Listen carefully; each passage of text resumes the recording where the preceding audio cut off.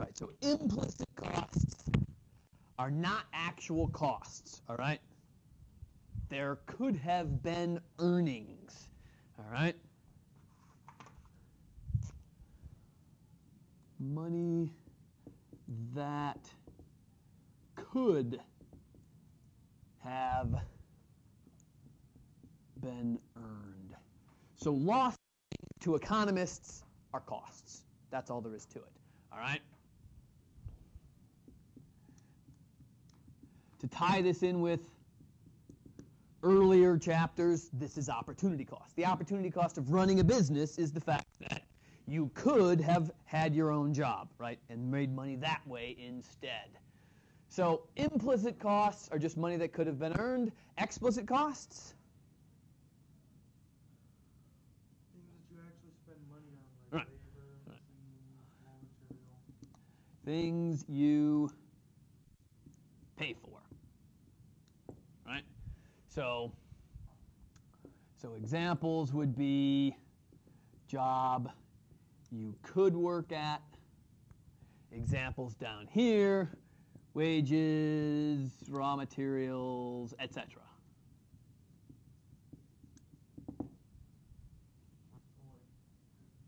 We're talking about implicit costs. Hmm? We wouldn't necessarily say, well, comparing the business I want to start with another business that I could start. Well, if you think of it as I was doing this with a business and then I sold that one and then started doing something else, I mean, it's kind of the same thing, yeah? I mean, you could think of the old business you ran, which was making you $75,000 a year in profit, and now you started a... Like hypothesize all these other businesses that you may have started. Generally not. But I mean, you could think about it like that, right? I mean, you could think of it as, well... When you say opportunity, that's what you think of. Yeah, well, yeah, and that's exactly it, right? You could, so you may have started a business that's making you, say, $70,000 a year.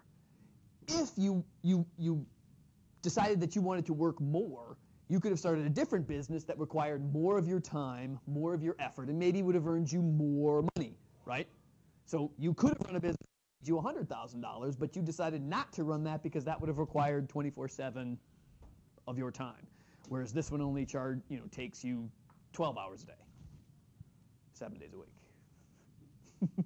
Right? I mean, so that level of opportunity cost is there. You can think of it like that. It's just a little bit easier for those of us who haven't run businesses to think of it as the job you could have had, because most of us have had a job at some stage. Yeah, I mean, even if it was your mom and dad standing over you saying, you are gonna wash the dishes or otherwise, enough said. All right, so accounting profit versus economic profit.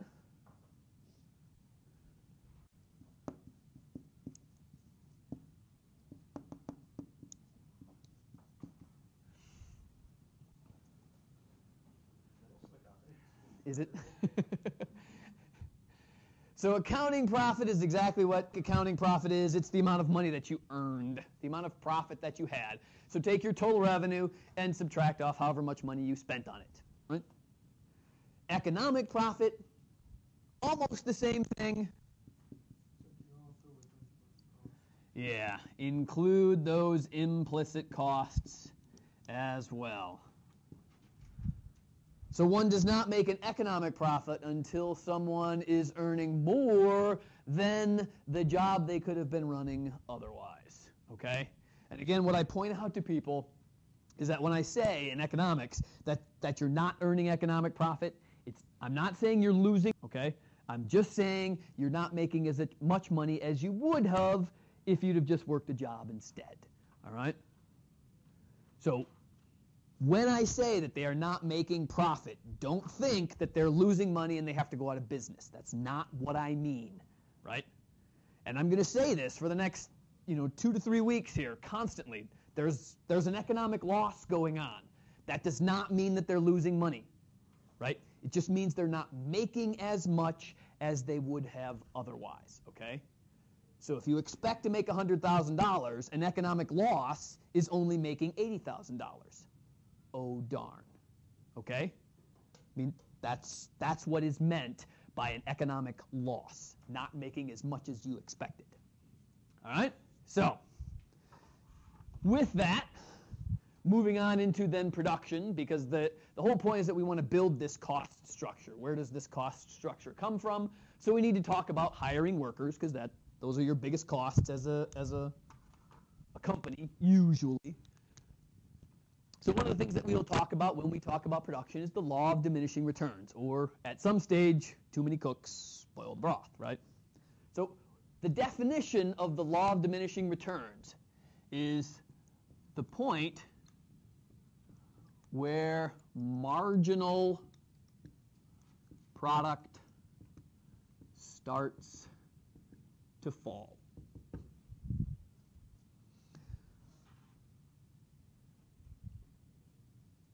In order to be able to understand that, you have to know what is marginal product.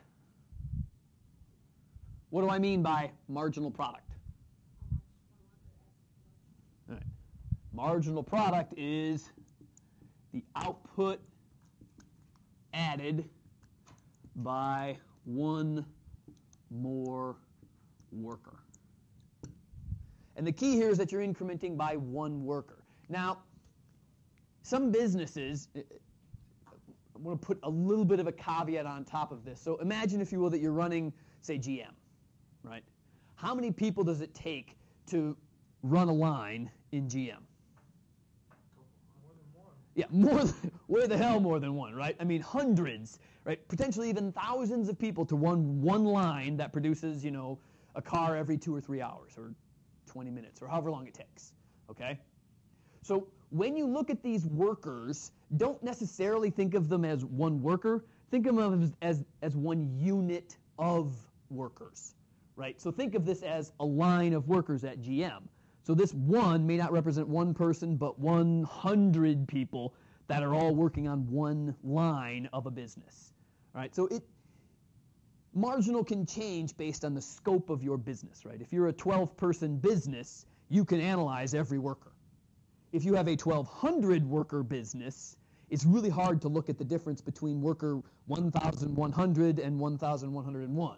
Right? That's tough. Very few businesses with that many workers can get that detailed, okay? But they will look at it from a group of workers basis. So don't think this just applies to small business. It applies to large business. These numbers just are bigger than 1, 2, 3, 4. They're, you know, 1 line, 2 lines, 3 lines of people working at the company, okay? All right, so given that we know what marginal product is now, what you can do when you get some sort of a production schedule, this is a standard production schedule where you're analyzing how much output do you get based on the workers you hire.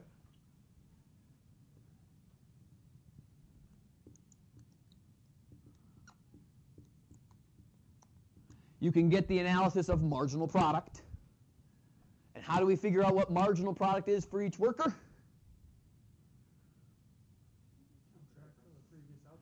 Subtract from the previous output. So, how much was I making before I hired this first worker?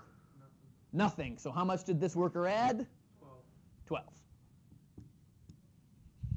How much did the second worker add? 14. The difference between where we're at and where we were. They added 14 units of output.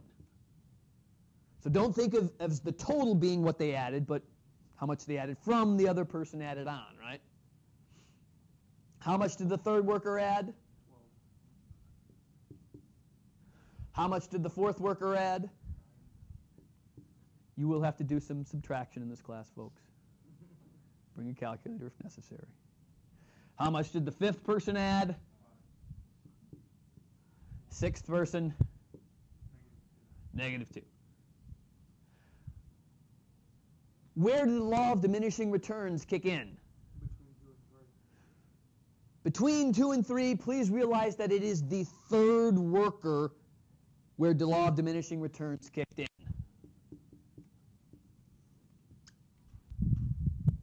All right? It's where the number went down. That worker is the law of diminishing returns, where this number started to go down. Please note, total output, Went up. still going up, right? It's just that as you hire more and more people, you will, in theory, always be able to produce more, but you just won't produce as much more as you did from the earlier person, right? The whole idea here is that when you have two lines working at a factory, right? Imagine GM with just two lines of people coming into work, right? They're going to work 8 to 5, and that's it. When they show up to work, they're going to be ready to go, right? Because it's 8 to 5. It's not a third shift. It's not a second shift. Nobody's tired. Nobody's any crankier, right? Because they didn't get any sleep the night before. They just come in. They do their job. Are the lines going to break down? Probably not, because after the end of every day, you have maintenance come in and make sure there's nothing wrong with any of the machinery, right? As you start adding more lines to your product, you got to start adding more time, right? They're going to cost more, right? When you work second shift, what happens? Yeah, you're going to get premium hours, right? You're going to get 10, 20, 25% more, right? If you start a third shift, it's time and a half practically, right? So that costs more, which means that you're not going to be able to hire as many people. You're not going to make as many product, right? Again, if you're running it 24/7, what's going to happen to your machinery? It's going to break down. You're going to have stoppage so that people can fix stuff, right? I mean, this is going to make your productivity slow down. And potentially, and that just doesn't make any sense. Hopefully, if you're running a business and you see that your output has fallen, what will you do? Yeah, fire this person or this entire group of people if they didn't add to your production, because there's, yeah, or worse yet, stands in the corner and talks to the people who are trying to work and makes them work less, right? So, if they would just stand in the corner, then they would just, your number wouldn't go down. It would just stay 53. That wouldn't be so bad. But these people are so bad that they screw up the people who actually are doing some work. Yeah, I'm sure that everybody has had at least one experience where they've had to deal with a person like that. All right. But I do expect you to be able to calculate marginal product and tell me where the law of diminishing returns begins. Okay? And it begins with this third person, all right? It is literally a worker that determines it. All right, so this is where we got last week, right? Okay. So now we're on to the new stuff.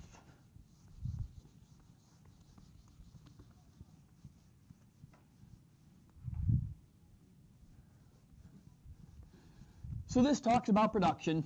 Now we need to actually start figuring out how much does all this crap cost.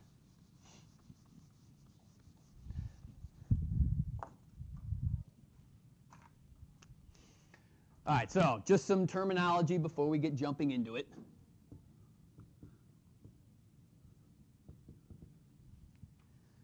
Total cost. What's the first letter of total? What's the first letter of cost? I will abbreviate total cost from now on with T and C.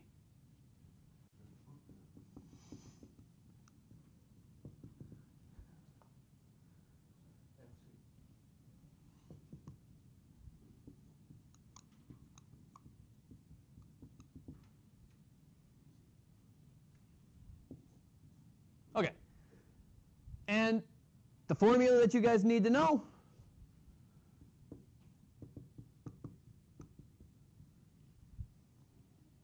We talked about the difference between fixed costs and variable costs, right? We did do that last time, technically, right? No. Did we not?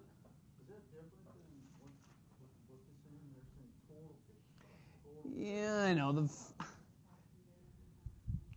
that the same thing? Yeah, I don't like the T in front of fixed and variable costs, but that's what the book uses. Yeah, so, it sort of is a little bit of overkill. So if you want, you could think of it as having a T in front of it. But there's no difference between total fixed costs and just regular fixed costs. Total fixed costs are your fixed costs. Whatever. The book will put a T in front of these, right? The reason that the book puts a T in front of them is because of what we actually do when we start talking about business. All right? So businesses, they will look at these total values and work with them a little bit, but generally speaking, they will not use them as much as they will use averages.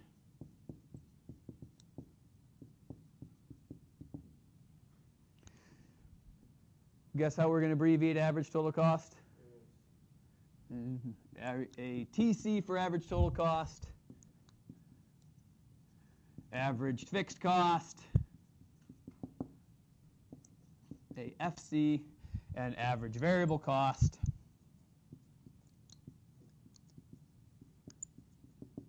A VC. And you will work with these. How do you compute an average? Exactly. Add them all up, divide by how much. And so in other words, total costs are the sum of everything. Now all we have to do is figure out how many numbers we actually added by so that we can figure out how we divide. That number is just the quantity of units that we produced. Again, we're going to assume that our company is only producing one type of product, right? So if we're making cars, we're just making, Geometras or whatever, So if we're using that chart you got over there, 12 would be your quantity. Yeah. Mm-hmm. So how would we figure out what average fixed cost is? Yeah. And if you want to think of it as total fixed costs over quantity, that's cool.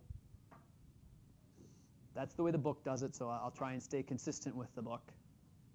Not a bad idea. And so average variable costs.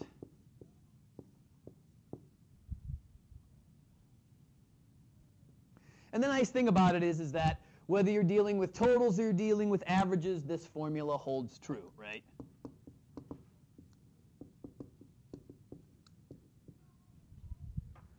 Whether you're dealing with averages or you're dealing with totals, the sum of your average total cost is the sum of your average fixed and your average variable. The math works out. And the reason why you guys know that that's true is because you guys know when you have a common denominator, you can just add the numerators and it's all good to go. All right, so I will make you play around with these formulas a little bit on the homework. But in general, we would need more time in this class to dive into it more deeply. So,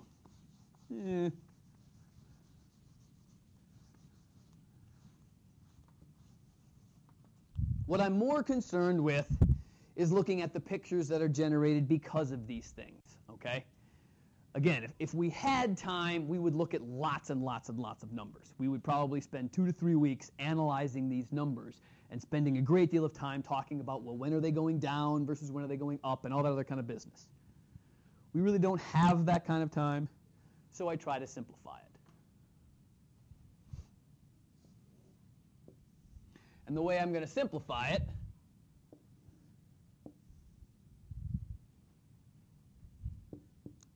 is by putting these things in a graph.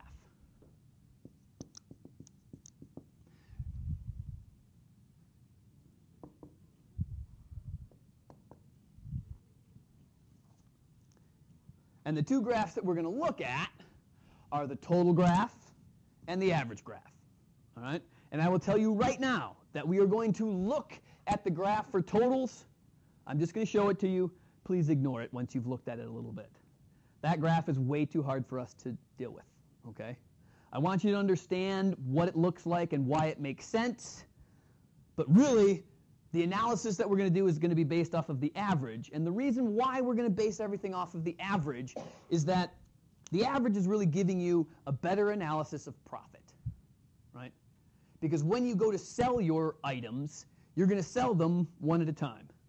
If you sell something for $500, and on average it costs you $400 to make it, what's your profit per item? About $100, right? This is why we deal with averages, because it's very easy to give us a profit analysis afterwards, okay?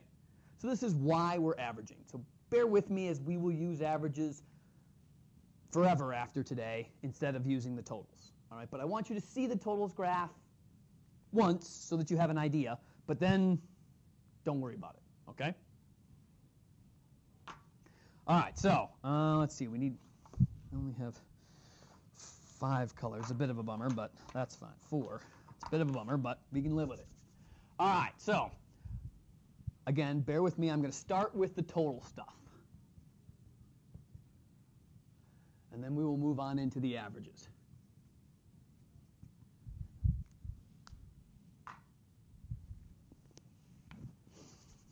All right, so let's start with the easy stuff first. Fixed costs, or total fixed costs, if that's what you want to think of them as. What are fixed costs again? They don't change based on how much you produce, right? Even if your business is shut down, you still have to pay your fixed costs. Rent, mortgage, utilities, insurance, taxes. Exactly. When you go to graph fixed costs,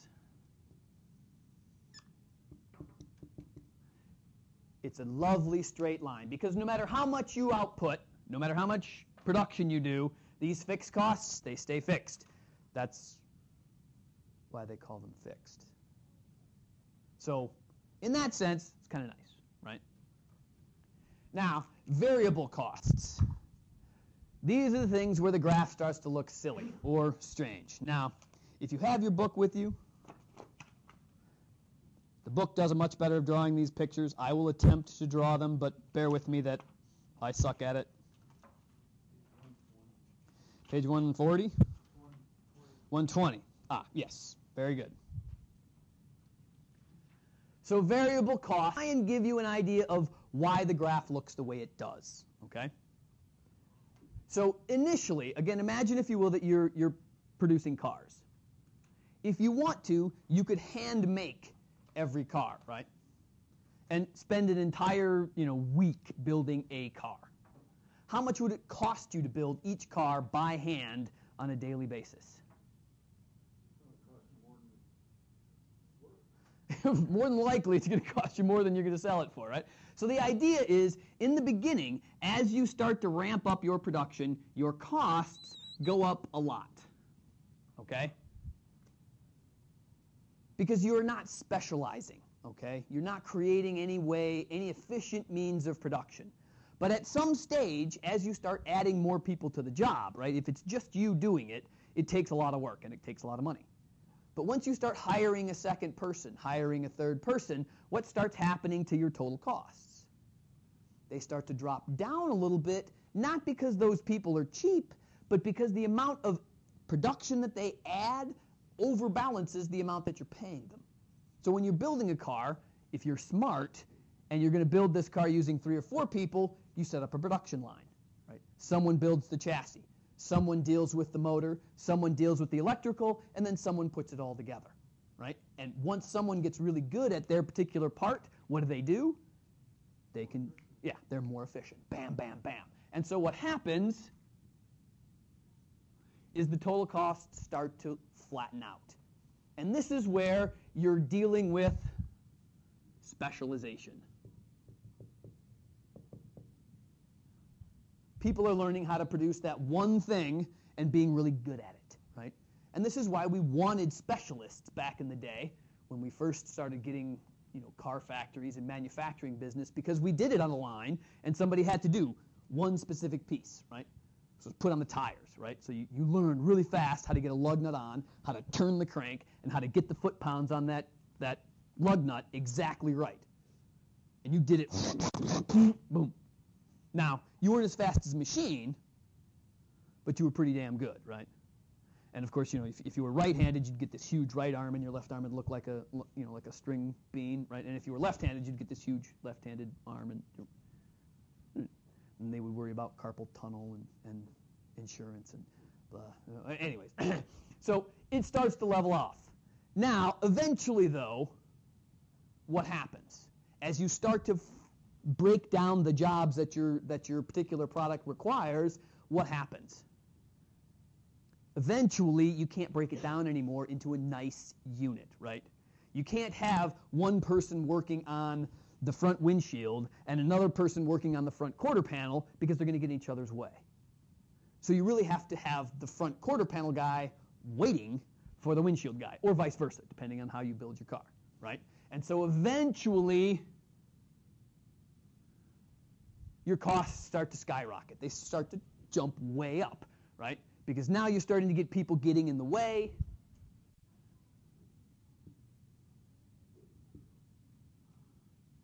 Essentially, the law of diminishing returns. But basically, it's too many cooks spoiling the broth. You couldn't break the job down into a unit where you could actually do the production without waiting for someone else, right? And this graph shoots way the heck up. And these are total variable costs based on how much you're producing. And if you add these two graphs together, you'll get true total costs. And of course, all you do is take this graph and shift it up by exactly this much.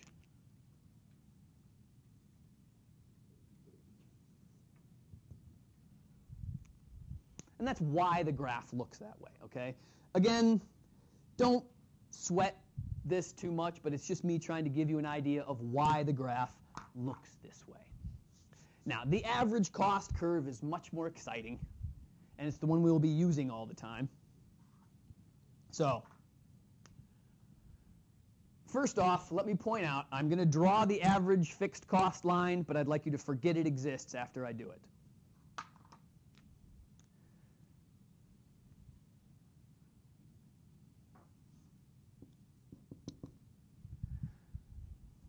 It's known as a logarithmic curve. Don't worry about it. But the idea is if you take a number and keep dividing it by a bigger and a bigger and a bigger and a bigger number, what happens to the number? Keeps getting smaller and smaller and smaller and smaller. Hence, that's why that curve looks that way. I draw it just so that you have, from now on, we will never draw this graph, okay? We're only going to draw the other average ones when we get to actually utilizing this. So the normal average variable cost curve is what we will use more times than not. That was green. Let me try and stick together. So your average variable cost, the cool thing about your average variable costs is that as you hire people, right, so initially when you're producing a car, your average cost is very high because you're producing it just yourself, basically. As you hire people and start specializing, you get this reducing of average cost. Note, that's where we're going up and up and up and up and up and up and up. Where this curve turns from being a curve that's flattening to being a curve that's rising, that's the exact point where we stop from going down and start going up. Mathematically, that's called an inflection point. You don't need to know that, but if you wanted to know, that's what it is. It's kind of cool. It's where the second derivative is 0.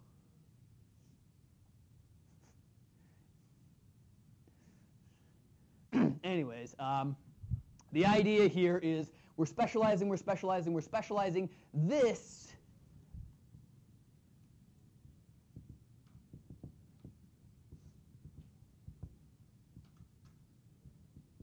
where the average variable cost is minimized is the most efficient point in your graph, okay?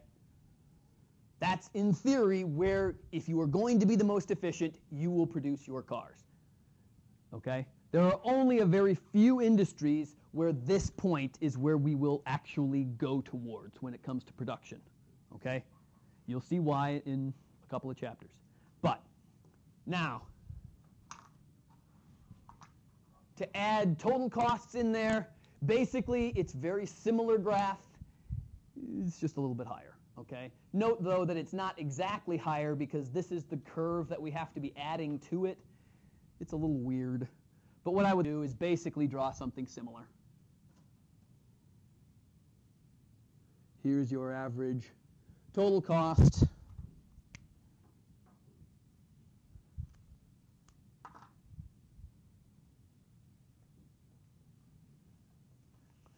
One thing that I want you to make sure you do is make sure that the minimum point for your average variable and your average total, they're not right above each other, because they're not really right above each other. They're actually offset just a little bit. And the reason why is because the line that goes between those represents the other line that we care about. And that's what's known as the marginal cost. So that's a line we haven't talked about yet.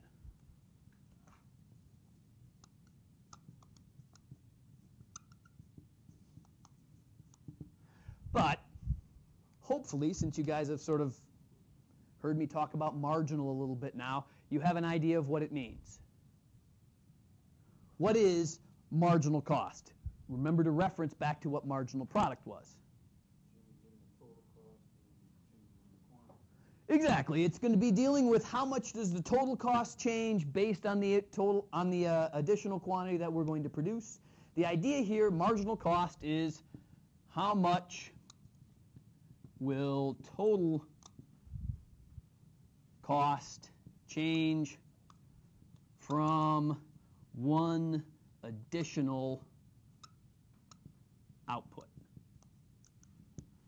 Remember that marginal product is how much does one worker add to output. Marginal cost is how much does one output add to total cost. So it's really taking it from a production perspective and switching it to, well, how much did it cost perspective. Same concept, though. By adding one more output, so if we made our workers produce one more unit per day, how much would that cost us or additionally cost us? That's what marginal cost is. All right? Now, my question to you is, why is this marginal cost shooting way up above all the other ones? It's going to take a little bit of math, so bear with me.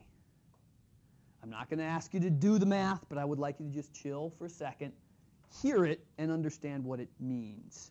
Okay? So, in this graph right here, I'm talking about the average. Here, the average is going down as I'm adding output. In order for the average to be going down, when I add a specific unit, the cost of that unit has to be less than the already current average, right? If you want an average to drop when you add another number to it, the number that you have to add to it has to be less than the average already, right? So as I keep adding numbers, the average keeps coming down. And notice it starts to get slower and slower and slower because my number keeps getting closer and closer and closer. Right? So if your average of your numbers is 5 and you add a number that's 1, the average will go down a little bit. But if you have an average of numbers that's 5 and you add a number like 4.5, it's not going to go down as much, right? Because it's closer. So that's what's happening here, is that all these numbers are getting closer. And now, in order for the average to go up, what do you have to do?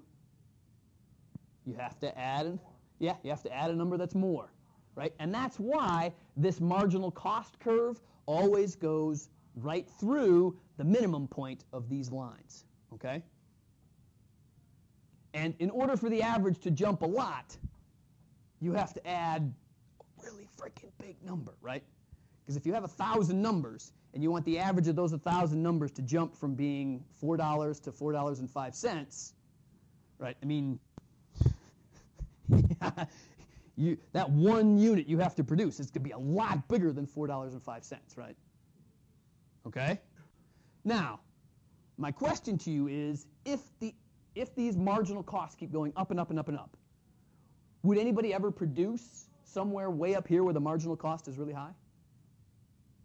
Probably not, but why would they? Remember what we care about in this class right now?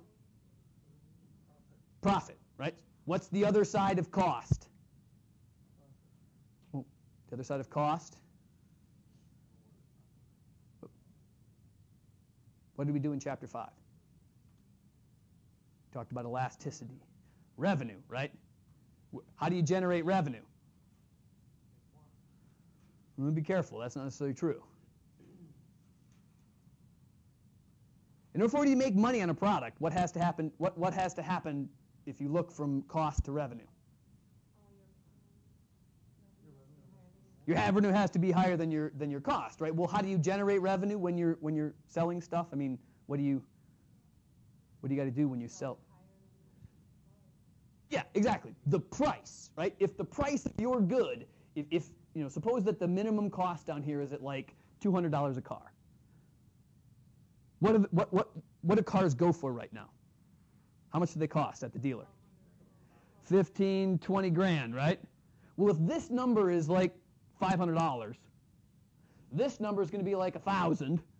But if you're still charging $15,000 for that car, you keep going, right? As long as the price is over your cost, you keep producing, right? Again, marginal cost. Marginal cost is what businesses use. They don't use average total. They don't use average variable. They use marginal because it's how much did that one unit cost me to make. If my price is more than that, I make it. As soon as that price to make one, which is what marginal cost is over the price, cut it off, all right? And that's why businesses will fluctuate so much from production unit to production unit. 500 cars in a month, sometimes they'll only produce 250, 300, because what's happening to the price? It's fluctuating back and forth, and that's exactly what businesses are doing. They're trying to adjust how much they're outputting to what they're getting paid for it. If how much they're getting paid for it doesn't change much, neither will their output. All right? Again, though, a lot of this is variant on how much you pay your workers, how much you have to pay for insurance, how much you have to pay for unemployment insurance, how much do you have to pay for all the cost of business, right? I mean, all that stuff built in there. I mean, I've simplified it to one lousy line, folks. Do you know how much business is hidden inside of that? Shitloads. Okay? So say thank you because you don't have to deal with all that, all right? It's just this nice little graph. And really, what I want you to do when it comes time to deal with costs, don't graph average fixed cost. That's the last time I'll ever ask you to graph it, all right? This is the curve we will be dealing with all the time. And whenever I ask you to graph cost, again, notice, are there any numbers up here right now? I haven't thrown any numbers up there. There's none up there. This is the general cost curve for just about every product out there, folks, period. Some of them are a little bit narrower, some of them are a little bit wider, but basically this is the way costs work. You hire workers until you get to an optimal point. That's where you're most efficient, right? So this is the idea here is that when you built your factory that makes cars, you told the manufacturer who is building the building, I want to make 500 cars a month. And he says, okay, this will be the best type of factory to build. Bam, here you go. Now, you could produce less, you could produce more. If you do, your average cost per car is higher. Nothing wrong with it. That's the way it works, okay? All right, so that's as deep as I want to get into it. I want you to understand the curve. I want you to understand how it gets developed. And yes, I will ask you to do it once. On the homework in Chapter 6, you will do something like this once, okay? It's good for you. It's like calculating E in Chapter 5. You did it once, and then you'll never have to do it again.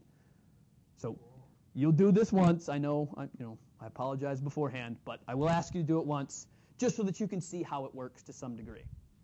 All right? So I don't want to belabor the point, so I'm going to stop right there.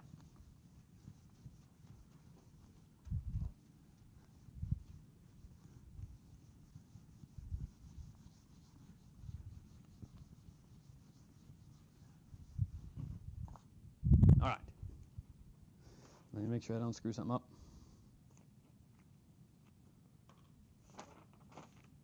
Okay. Short caveat for all of this.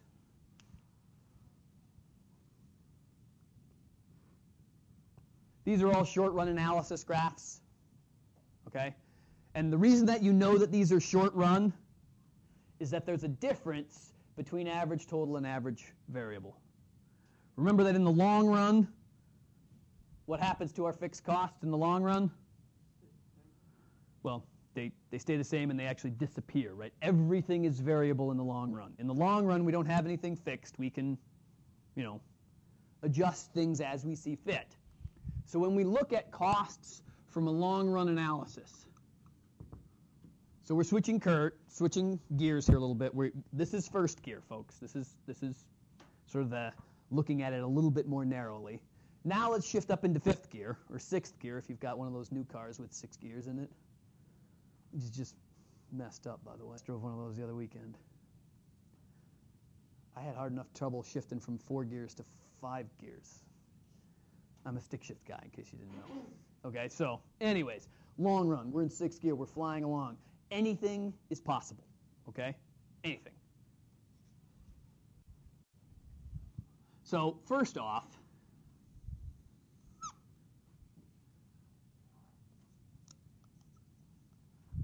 we have to have a seriously large amount of output. All right?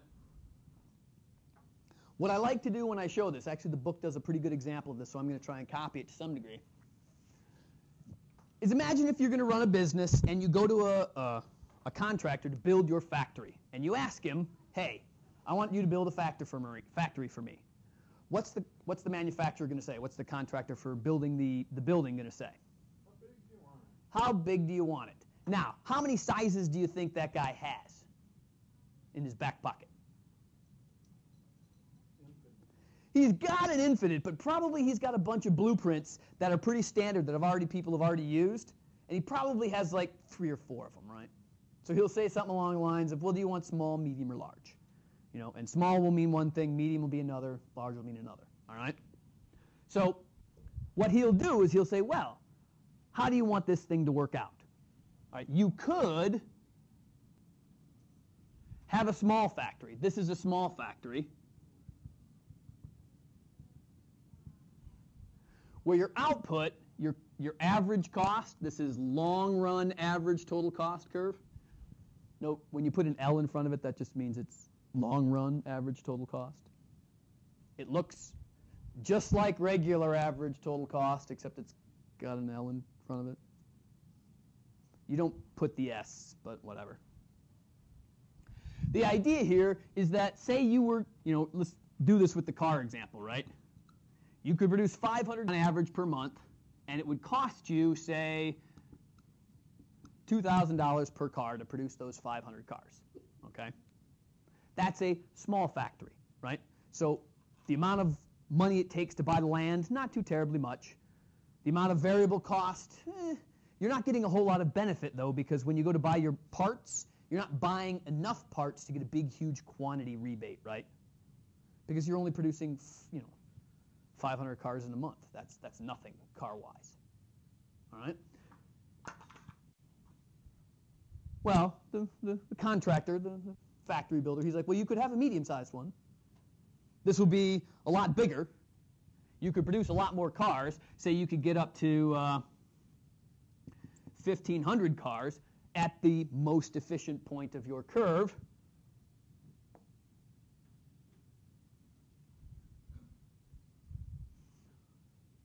Here's your medium factory.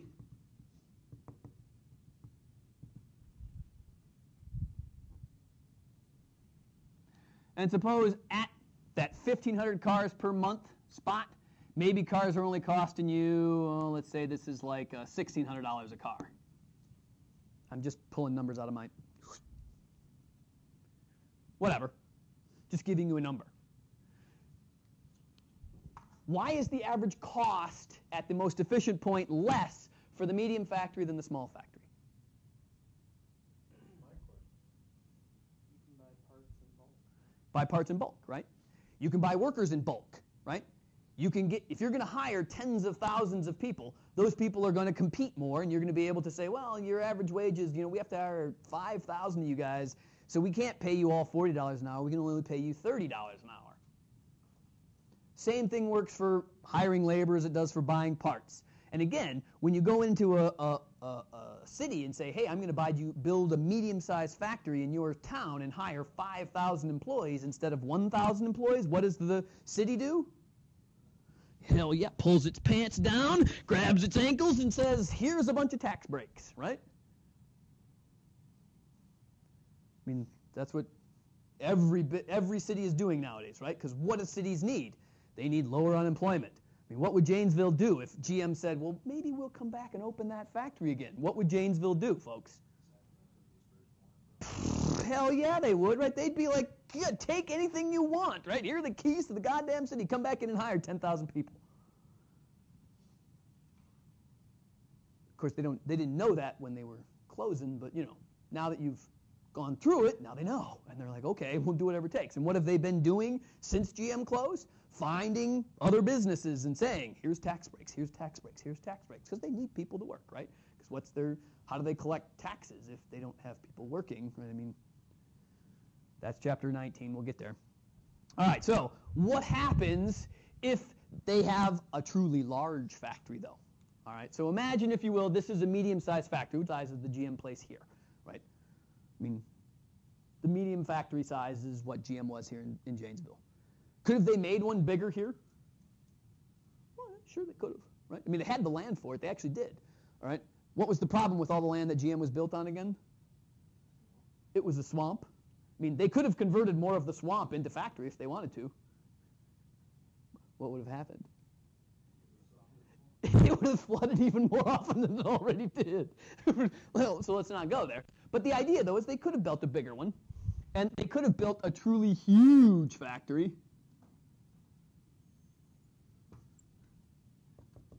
Huge factory. Where they were producing, say, 2,500 cars in a month. And again, I have no idea if these numbers are real or not. I have no idea how much GM produces in a month. But notice, I made the average cost go back up a little bit. Why do you think I did that?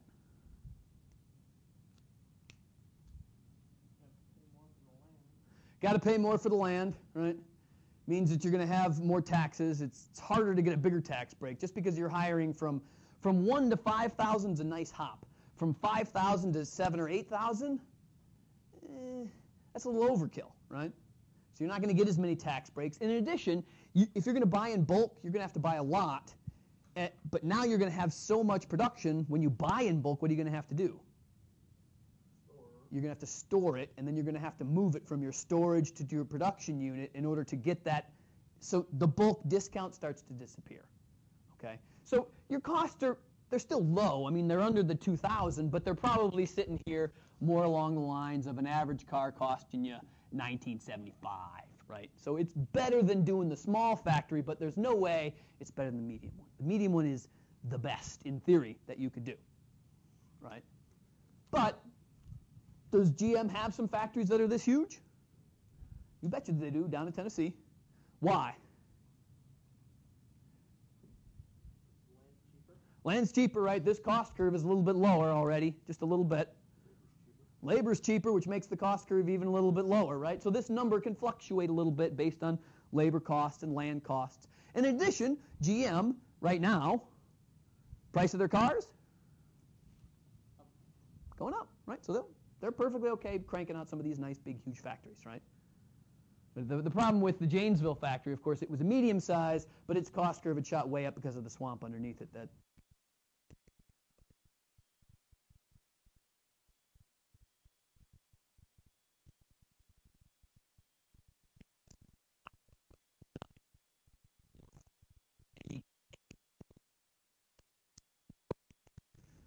regardless, okay. So the key here, though, is, okay, let's suppose that we're going to start a new car company. What size factory should we produce? Do we know? No. Do we know how many cars we think we want to produce, though? That we probably know. We've probably done an analysis of demand out there, and we've said, hey, we're Hyundai, right? We're just getting into the market, right? They just started like 15, 20 some odd years ago. They were trying to figure out how big they wanted to be. So they said, how many cars do you want to produce in a month? And Hyundai said, well, we don't want to be small, but we really don't want to be medium either. We really want to be able to produce 800 cars in a month. That's really our goal, for whatever reason. And then, so the contractor comes out and says, well, these are going to be your average cost if you build a medium factory. Those are going to be your average cost if you build a small factory. Which one do you think Hyundai picked? Exactly, right? Now, those would have been their average cost if they had gone with large. Tough sell, right? But again, the idea is pretty clear. Normally, when you're going to produce a a factory, you're going to find whichever one is going to wind up being the cheapest, right? So in this case, Hyundai went for a medium-sized factory. Now what it does, which I did not use purple, the overall long-run average total cost curve that for this scenario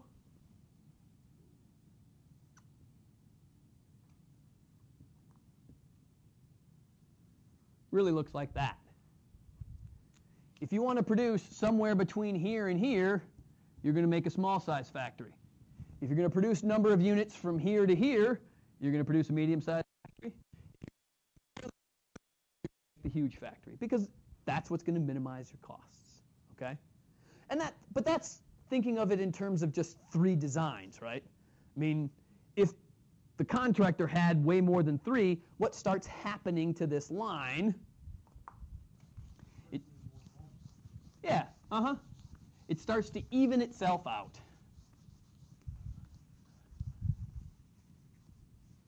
So normally,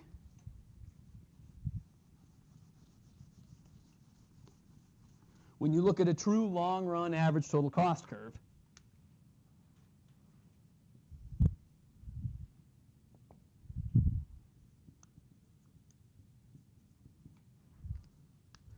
notice again, what are on the axes of this graph? Price, quantity. It's almost always the way it works.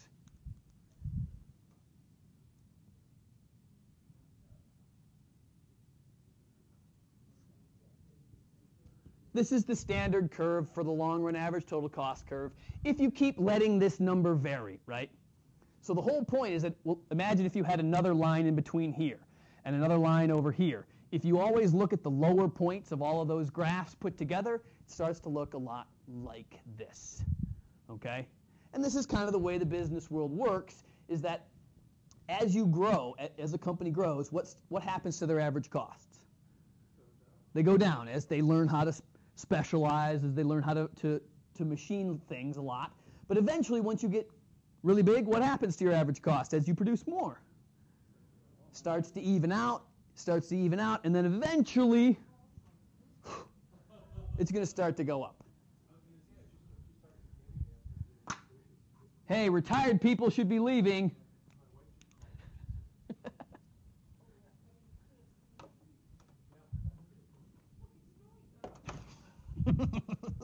Darn teachers, they're all the same. Okay, so one of the things that you will undoubtedly hear at some point in time when you are dealing with business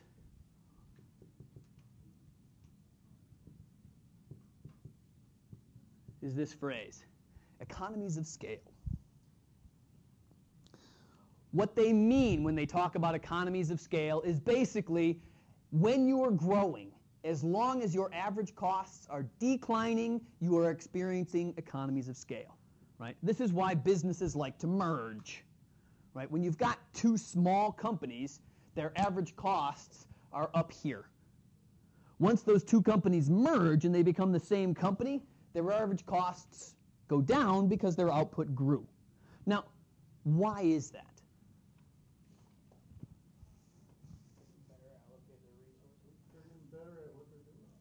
They're getting better at what they're doing, but they were 2 companies separated who were doing very good, right? They were both as efficient in theory as they could be. Why would their costs go down if you merge those 2 companies? Well, if they're doing 2 separate things, like one is making cars and the other is making... Well, let's suppose they're both making cars. Higher output, yeah, but why does their average cost go down when they merge them? I mean, are their workers going to be better when they merge, that they're more efficient? I mean, aren't they already as efficient as they can be, right? Why are their costs going to be lower? What kind of workers do they not have to pay for? Remember that there's people at the very bottom. What's right above bottom? Management. When you merge 2 companies, what happens to the management structure? Cut in half, folks. Right? That's part of why companies want to merge, right? Is because they've got, say, 10,000 workers. Well, one of them's got 5,000, the other's got 5,000. How many management do they need for those 5,000 workers? Say, 1,000. They've both got 1,000 management to cover those 5,000 workers. Well, when they merge them together, instead of taking all of management, what do? They look at one side of management and say, well, your middle management sucks. They're all thrown away. And what happens? Every third person gets merged into a new group over here on the other side. Right? So management goes from being, say, a 3-person team into a 5-person team, but now they've cut down on their management costs. And it goes all the way up the chain, right? You look at lower middle management, you look at middle management, you look at upper middle management. All of those people start dropping. The workers, when two companies merge, workers don't really notice very much, folks. Very rarely will they, all right? Unless one company is absorbing the other one so that they can gouge the consumer and cut production, right? I mean, that's what some companies do, right? They buy the other company and then they just say, okay, everybody go home. We're closing the shop entirely so that they can raise prices, right? It's known as cutting supply to raise price. It's technically against the law, but you can do it if you play the game right, all right? So this is what people are doing, right? This is exactly why things like the airlines are all merging right now. Why? Because their costs have been notoriously high. And what they want to do is get things together so they can start minimizing their cost. In addition, once two airlines merge, what can they start doing with prices? Yeah, they can start raising it up a little bit, right? Because when two companies merge, do they have to produce as much as they were before? Not necessarily. So all these airline mergers that have been happening over the last 2 or 3 years, do you think prices are going to go down because of it? Isn't that what they said, though? Right. I mean, the airlines are saying, oh, but we're going to merge, and now we're going to be more efficient. We're going to discover economies of scale. Our average costs are going to go down. Well, that's only if they keep production at the same level. If anybody watched airline prices in the last 2 years, they have not gone down. All right. Anyways, though, this is that first stage. This is exactly what companies want when they want to grow. The reason they're growing is to experience the economies of scale, reduce their average costs.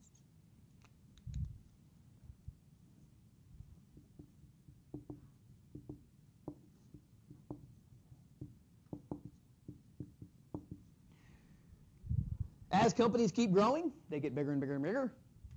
They'll start running into the constant returns to scale, where basically your average cost is staying roughly the same, right? You could absorb, so suppose you absorb, your two companies are here, you absorb each other down to here. Now, if there's a third company you can absorb, because now you're making tons of profit, because you've cut your costs and you have raised your prices because you've removed one of your competition. So you're making gobs and gobs of money as a company. Once you make gobs and gobs of money, what do you want to do? Make even more, of course. So you want to buy even more of your competition. So what do? You buy a third company. Your average costs don't go down very much. But when you buy that third company, what happens to the competition in your market? Goes down even a little bit more, so your prices go up, so does your profit. Yay! So you're making lots and lots of more money. So what do? You buy another one. You start to see your average costs creep up a little bit. You stop buying things, but again, since you reduced more of your competition, what do? Prices go up even more. You're making even more money. Well, there's still dozens left out there in theory. But let's suppose there's another company that you could buy. Are you going to buy them? Well, not necessarily, but you've already got prices jacked way up there. Suppose your prices are way the heck up here. If this is your price, are you going to buy another one that's going to get you out to here? Hell yeah, as long as the price is above your cost, folks, you buy, okay? Exactly, because you've ruined even more competition. So your price life can even go up maybe a little bit higher. But eventually there's a cost, right? Eventually your costs are going to get higher than the actual price you can charge, and that's when you'll stop buying more companies and merging, okay? But, I mean, this grown over the years, right? Is they've just continually added by buying additional companies, all right? I like to use is actually IBM. IBM is one of those companies. It was a homegrown company to begin with, right? It started in a garage back in the 40s or 30s. Can't remember when exactly. But started here. All it was doing was building computers in the beginning, right? They started building computers. They kept building more and more. They built factories. They got bigger. And then they diversified a little bit, right? They started offering services, programming, whatnot.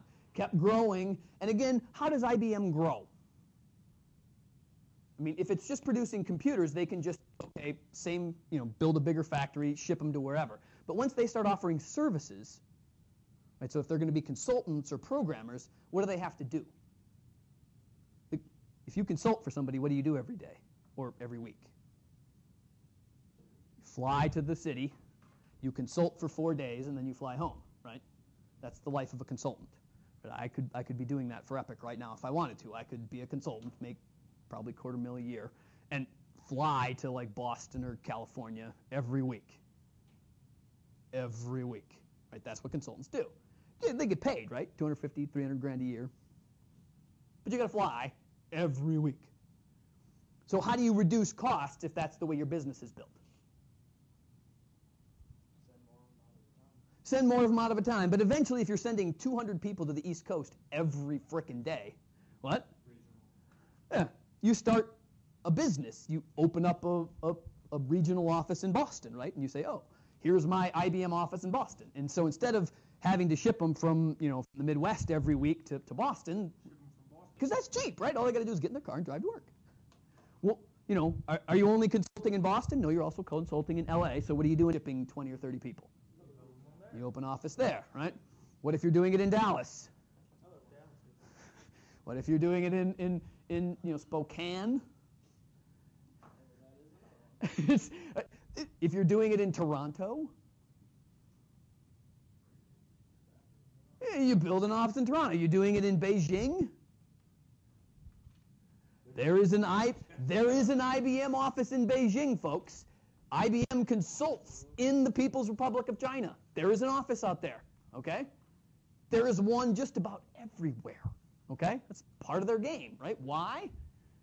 Because the price that they're charging for their services, more than the cost, may as well do it. I mean, granted, they're having to shell out change to the People's Republic of China government, but whatever. As long as they're getting paid more than that, who cares, right? Doesn't matter, and that's the way business grows. So this last stage where your economies of scale are not so good, you become what's known as the diseconomies of scale. And it's purely a matter of whether your curve is going down or your curve is going up, right? And again, you will keep growing as long as your price is above your cost, period. All there is to it. The problem, of course, is that do prices always stay the same? Unfortunately, no. So you may grow to get really big. So you may be this large because here are your price scales. If all of a sudden your prices start dropping and you are up here, what starts happening? Bye-bye Beijing office. Bye-bye, Tokyo office. Bye-bye Moscow office. Bye-bye, Lillehammer office, right? I mean, and that's what IBM has been doing over the past 15 to 20 years, has been slowly closing offices to get their average costs back below their price that they're charging for their services currently. It's all straight up profit, though, folks. That's all they care about. As long as price is above average cost, we do it, because that makes us money. That's all we care about, right? If we lay people off, tough shit for them. As long as it's profitable for us, we do it, all right? And this is not uncommon in business everywhere, period. Doesn't matter. All right, so that's chapter 6. Let's see. Do I need to make sure? That's about right. Okay, so please know what these 3 things mean. All right, so where average costs are falling as output grows. Okay, that's the phrase that describes what economies of scale mean. Constant returns to scale. This is where average costs stay the same as output grows. And that's what they mean by constant, right? Is that the average costs are remaining constant, roughly the same. Again, remember that total cost is probably growing during all of these, right? because your average costs are staying fixed. So if you produce more, it costs more. But it's the average that we're looking at here. And then last but not least, the diseconomies of scale is where average costs are rising as output grows. And again, usually in business, this end of the spectrum is very rare. But it does happen. And companies like IBM are a good example, right? They just, the prices were so high for so long for the services that they were providing that they were going to grow that big. And as long as the numbers held true, you kept doing it, all right? All right, so Chapter 5 and 6 are really a precursor to us getting into Chapter 7, 8, and 9. They're setting the table for what we really want to do, okay? Chapter 5 is all about revenue. Chapter 6 is all about production and cost. So Chapter 7 is where we finally get to start talking about profit in real market situations. Now, before we jump there, homework.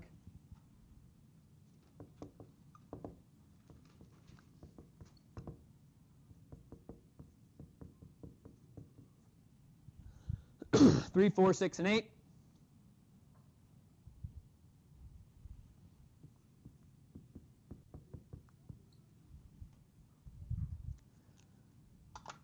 What I would like to do, since this homework can be problematic at times,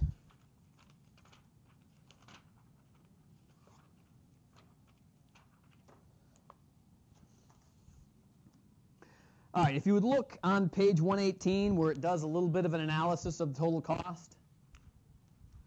And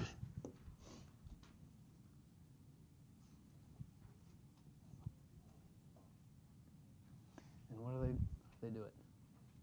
Oh yeah, okay, so output,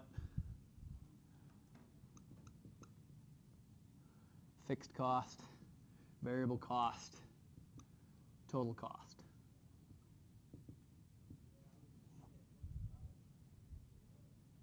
So,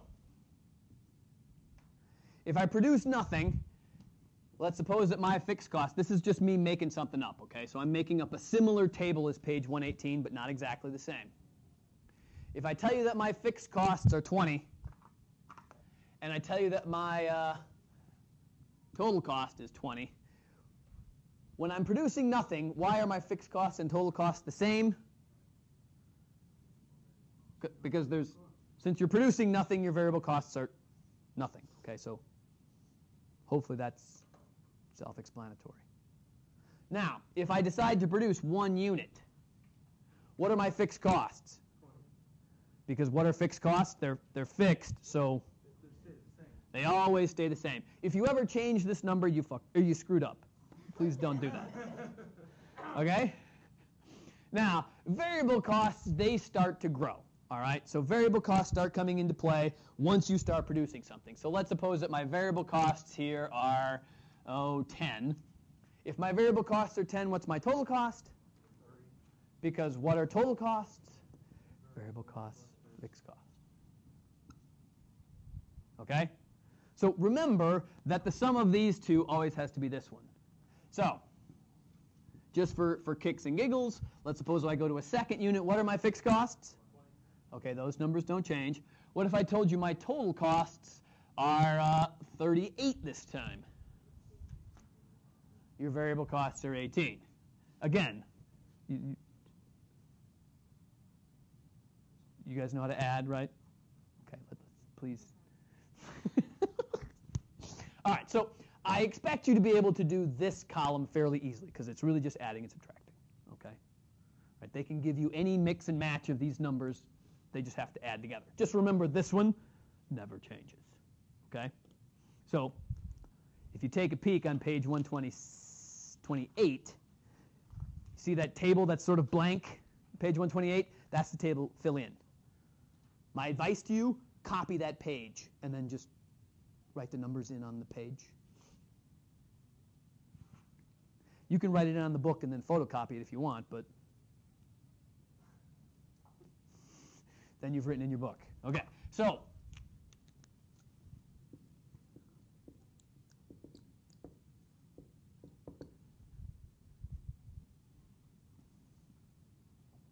what's marginal cost? How did we do marginal product? The difference. This is the same stuff, folks, except that now it's talking about cost instead of output. So what am I going to do to figure out what marginal cost is?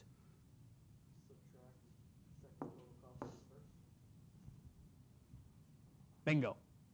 So the marginal cost for the first unit, 10. Marginal cost for the second unit? 8. That's how you do marginal cost, going down the columns. Just subtract however much total cost, increased or decreased, right? Now,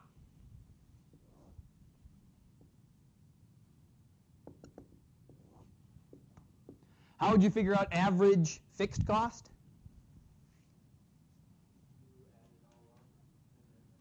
This is fixed cost, though. Add all the fixed costs up. Okay, so here's my fixed costs. They're 20. Why is it 20? Well, it's going to be 20 for my first unit, because how do you figure out average again? What's the number of them? How many units have I produced? 1, right? So this is 20 divided by 1, which is just 20, because I only produce 1 unit. What's my average fixed cost for the 2 units? Divide, though, not multiply. So yes, 10, right? So here, 20 divided by 2, it's 10, etc. And so when you get to 3, what are you going to do? When you get to 4, just keep dividing by Q, all right? So what about average variable cost? Exactly. Use your variable cost, divide by your units. So for my first unit, what's my average variable cost? 10 over 1 is 2. What's my average variable cost the second time around? Except 10 divided by 1 is 10. 18 over 2, 9, etc. How do I figure out average total cost? Same thing with total, or remember, you can always up average fixed and average variable to get you average total, right? So you can do division if you like. I have nothing against division. Adding is easier. Just add, okay? So what's 20 plus 10? 30. Or 30 divided by 1. What's 10 plus 9? 38 divided by 2. Same thing.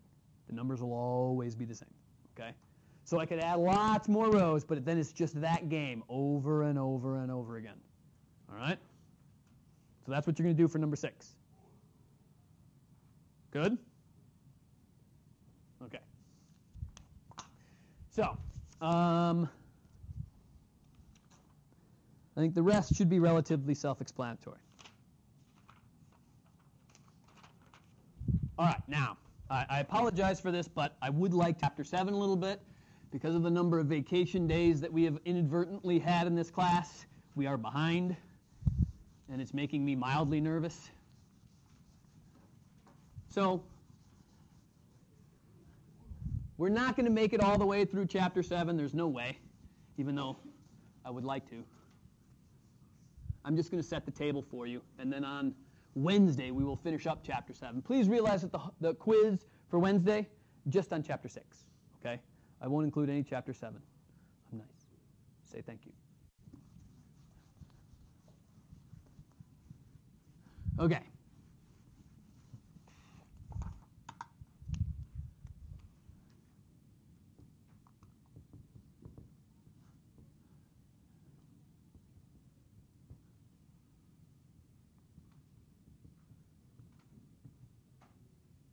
Except it's not quite that way.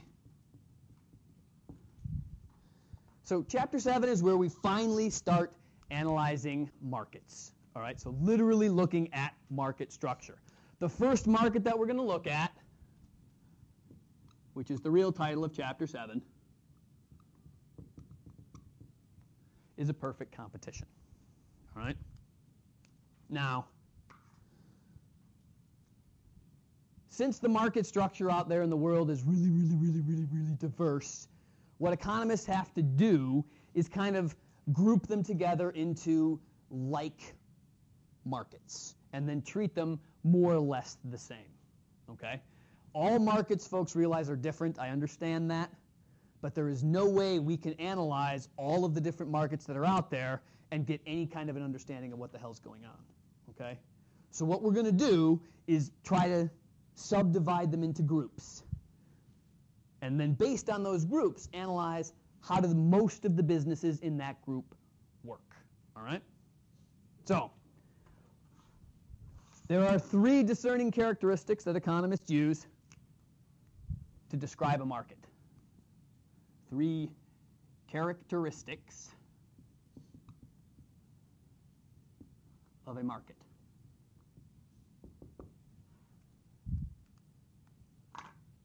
So for the next 3 chapters, we'll be going over 4 different types of these, and the first step will always be, what are the characteristics that we care about? All right?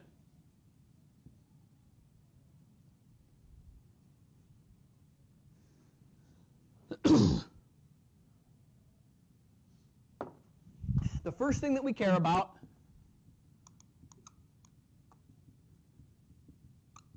is the number of sellers. Okay, so we'll always talk about how many different competitors there are in that particular market.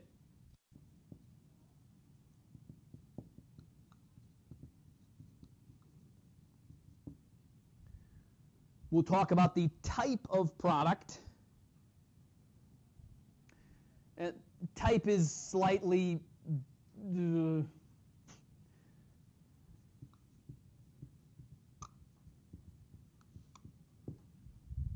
type means is, can you differentiate one competitor's product from another competitor's product? If basically the products are exactly the same, that'll be different than if the products can be differentiated. Okay, so we'll talk about that more when we get to it. And then last but not least,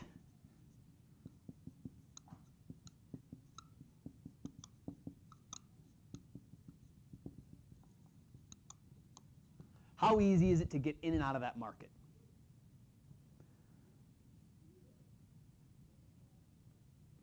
So these are the 3 things that define the 4 different types of products that economists generally talk about.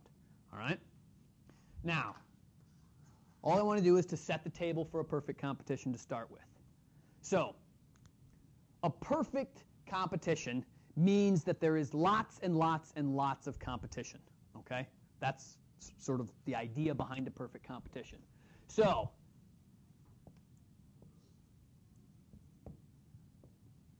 if there's lots and lots of competition in a market, how many sellers are there going to be? A lot, right?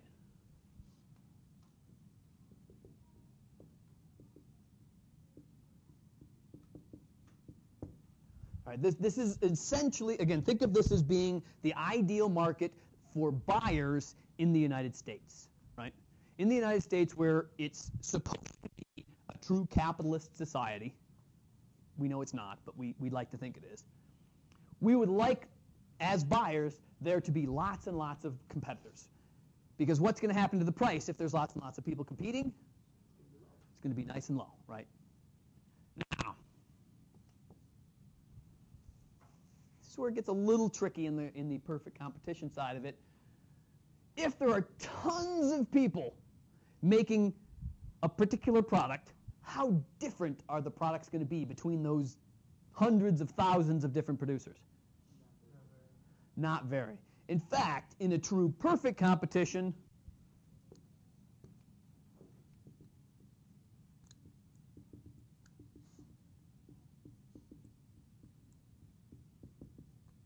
the products are exactly the same. Doesn't matter who's selling it. They're the same, right?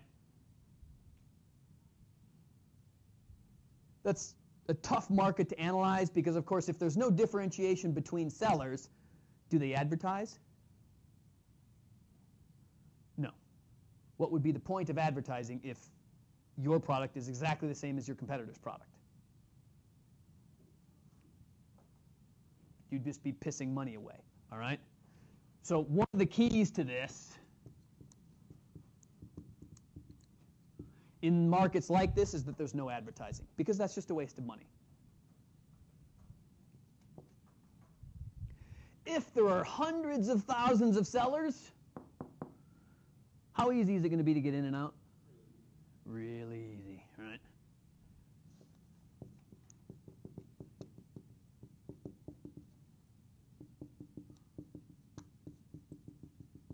Okay, so just from the, that's a Y, I swear. East and easy are the same, didn't you know that? I won't go down that road though. So these are the three characteristics of a market, some sort of a product that's in a perfect competition. My question to you is, can you name one? CDs. Why? They're the same, so there's no differentiation, okay? Is it really easy to get in and out of the CD market? Yeah. Are there lots and lots of sellers? Hell yeah. Uh-huh. Perfect. That's not a bad one. Can you think of another one?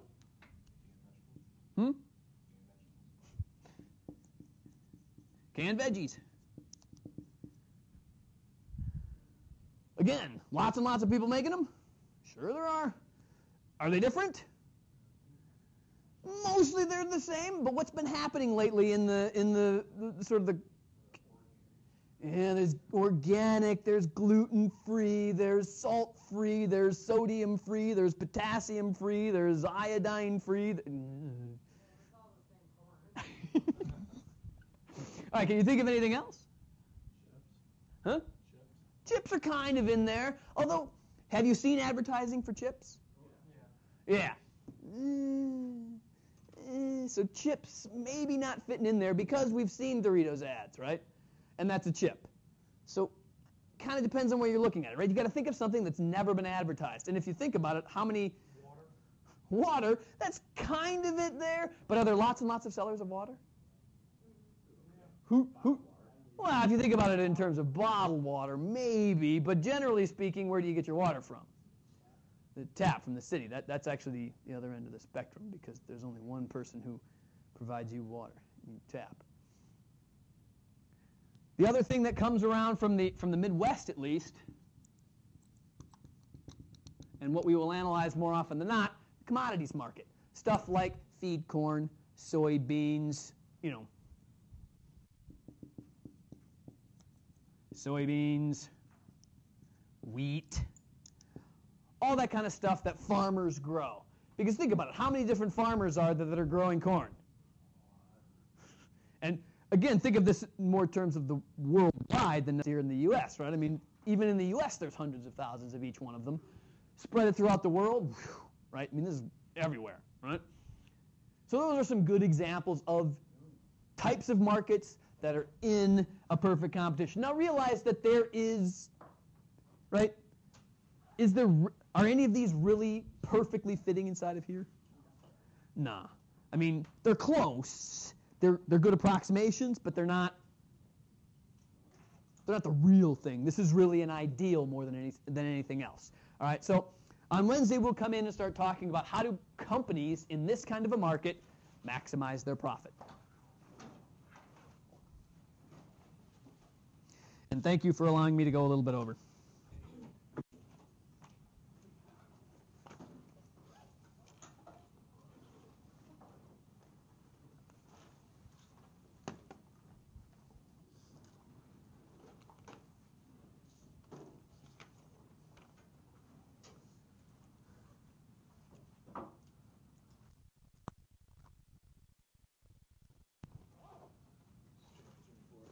Perfect. Okay. No, don't go away quite yet, Dwayne. Let me give you some of this stuff back. I know I got some in here for you from that first chapter.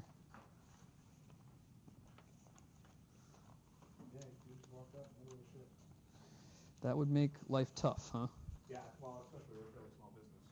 Yeah, so you gotta step up, right? If somebody steps out.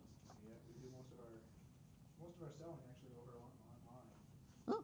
For businesses online, we have a real small storefront, but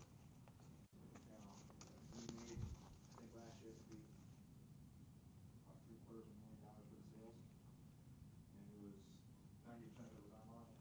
There you go. Yeah, our shipping department's real busy.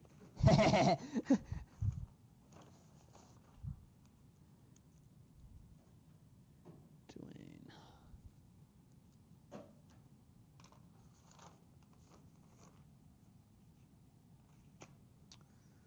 Oh crap, did we turn that off?